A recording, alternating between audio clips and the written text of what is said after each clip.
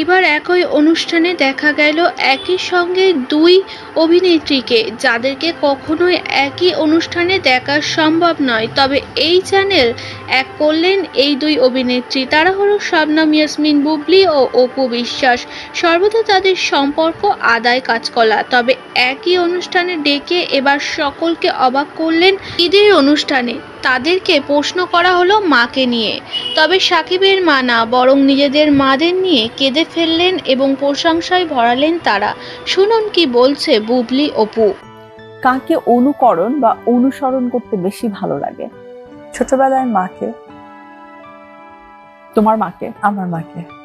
এখনো। এখনো? সুন্দর প্রশ্ন না হলেও সুন্দর উত্তর ছিল। কারণ আসলে অনুকরণ করার প্রয়োজন নেই, বাট অনুসরণ করে যদি ভালো কিছু শেখা যায়। আমার মা অনেক সুন্দরী। আমার মা মানে অনেক অসম্ভব সুন্দরী একজন মানুষ এবং এত স্মার্ট। সেই সময় আমার মা শাড়ি পেঁচিয়ে পেঁচিয়ে পরতো, সাইডে খোপার মধ্যে ফুল দিয়ে রাখতো। আমার মা ভেরি স্মার্ট একজন মানুষ। মানে আমার কাছে মনে হয় যে মায়ের চেয়ে বেশি সুন্দর আর কি। বাংলা টিভির এই অনুষ্ঠানে একই প্রশ্ন করা হয় শবনম ইয়াসমিন বুবলীকে। শবনম ইয়াসমিন বুবলীও তার মায়ের কথা জানিয়েছে এবং আবেগঘন হয়ে কেঁদে ফেলেন তিনি। তুমি আমাকে একটু বলো এমন কিছু কথা, যে কথাগুলো আমরা বাবা মাদেরকে আসলে চাইলেই বলতে পারি না। সবার সাথে আমরা শেয়ার করি, কিন্তু বাবা মায়ের সাথে আমাদের একটা দূরত্ব থাকে, যে আব্বু আম্মু হয়তো কষ্ট পাবে, অথবা আব্বু আম্মু হয়তো আমাকে বকা দেবে, এই ভয়ও আমাদের থাকে। এমন লুকানো কথা কি আছে তোমার আন্টির সাথে, আঙ্কেলের সাথে? আমি এই জায়গাটাতে না, আমি সবসময় বলি যে আমি পরিবারের ক্ষেত্রে আমি অনেক ইমোশনাল।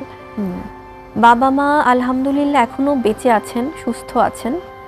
এটার জন্য আমি আল্লাহর কাছে কোটি কোটি শুকরিয়া আদায় করি। এটা অনেক বড় ব্লেসিং আপু। আমি হয়তো আমরা এটা আমাদের বাবা মাকে, আব্বু আম্মুকে হয়তো সবসময় বা প্রতিদিন বলা হয়ে ওঠে না, বাট যে ফিলিংসটা, যেটা আল্লাহকে হয়তো শুকরিয়া করি, বা সকালে ঘুম থেকে উঠেই যে আছে না যে আমাদের শুকরিয়া আদায় করার যে একটা ব্যাপার, সেটা নামাজ পড়ে আল্লাহর কাছে বলা হোক বা দোয়া চাওয়া হোক। কারণ ওনাদের, আমরাও যেমন দিনে দিনে হয়তো কাজের ব্যস্ততা বা পরিবারের ব্যস্ততা, আমরাও যেমন আমাদের দিন পার করছি, তেমনি কিন্তু আমাদের বাবা মাদেরও বয়স হচ্ছে। এবং যখন যেহেতু তাদের বয়স হচ্ছে, তারাও তো অসুস্থ ফিল করে বা অসুস্থ হয়। ওনাদের অসুস্থতা না মনে হয় কি নিজের শরীরের সাথে, যে আল্লাহ আমার বাবা মাকে তো আমি সবসময় চাই যে তারা অনেক স্পোর্টি থাকুক, অনেক বেশি মানে আছে না যে তাদেরকে বয়স্ক দেখতে, অসুস্থ দেখতে ভালো লাগে না। এখান থেকে আমি মানে আজকে প্রোগ্রামে কখনো ওভাবে বলা হয় না, কিন্তু আমি আমার মাকে ভীষণ ভালোবাসি। আর বাবাকে, মাকে, মানে আমি অনেক ব্লেসড যে তারা সার্বক্ষণিক তোমার পাশে আছেন। রাইট। এটা যে কত বড় একটা সাপোর্ট।